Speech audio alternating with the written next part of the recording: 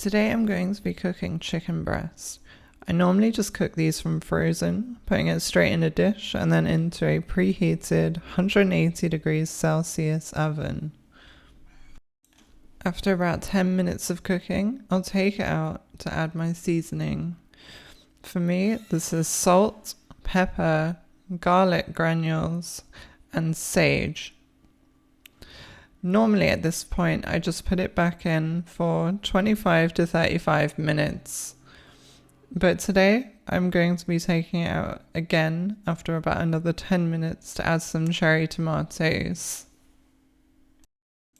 Once it's back in the oven to finish cooking is when I normally prepare some vegetables to go with the meal.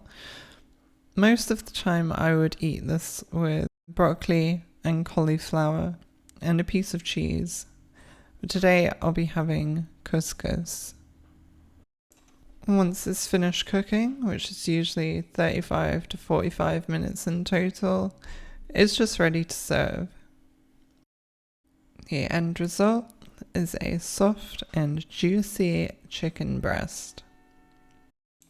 Thanks for watching today, and see you in a future video.